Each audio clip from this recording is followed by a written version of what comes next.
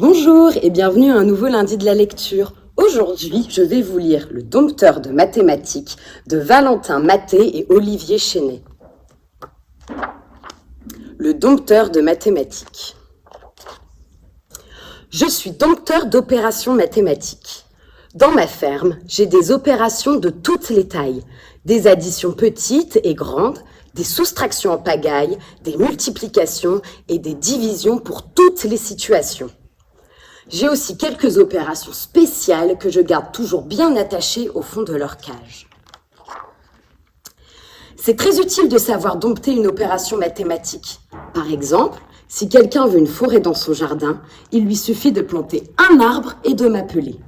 J'arrive alors avec un plus 10, un plus 100 ou même un plus 1000 et en quelques additions, je lui fais une belle et grande forêt. Et si les arbres sont trop petits, 1 fois 10 se fera l'affaire.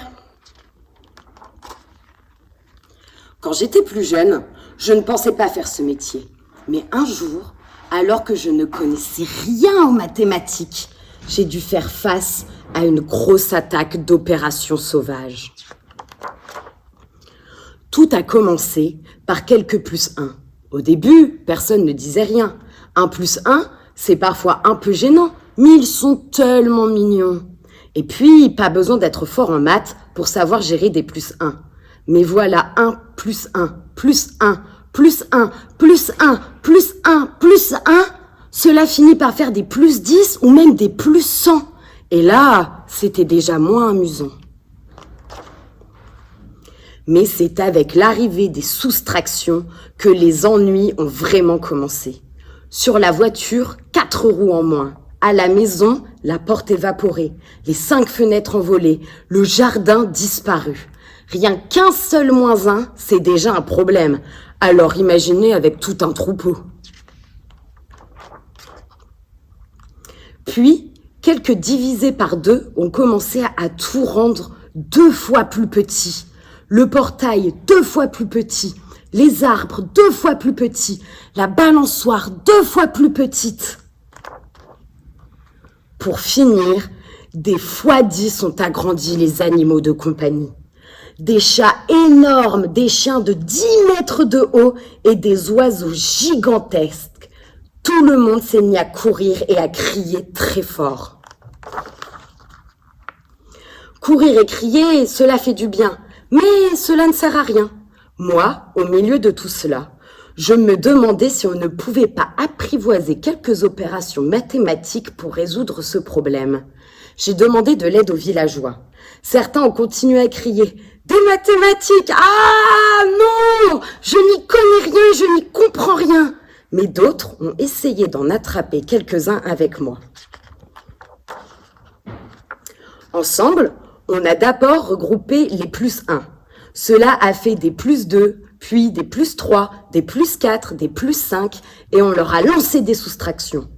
Un moins 3 sur un plus 3, un plus 2 sur un moins 2, et le tour est joué. On obtenait plein de plus 0, des opérations très gentilles et complètement inoffensives. Petit à petit, à force de mélanger les opérations, on comprenait de mieux en mieux les mathématiques et tout rentrait dans l'ordre. À un moment, j'ai fait une mauvaise manipulation et j'ai vu apparaître un x0. Rien à voir avec les gentils plus 0. Elle, c'est une opération gloutonne et très puissante. Quelques plus 1 ont essayé de l'attaquer, mais en un coup de dent, elle les a tous avalés. J'ai tout de suite compris qu'un x0 pouvait être très utile, mais qu'il faudrait faire très attention. Heureusement, nous avons réussi à l'attraper juste avant qu'elle ne multiplie par 0 la boulangerie. J'ai planté un piquet dans la terre, j'ai attrapé une corde et on l'a bien attachée pour l'empêcher de s'enfuir et d'attaquer n'importe quoi. Puis, on lui a donné à manger toutes les opérations qui nous avaient en veille. Pour réparer les dégâts, j'ai gardé quelques additions, 2-3 soustractions, 1 ou 2 divisions et une petite multiplication. C'est comme cela que je suis devenue dompteur d'opérations mathématiques. Et voilà, l'histoire est terminée, j'espère qu'elle vous aura plu et je vous dis à lundi prochain pour une nouvelle lecture. Au revoir.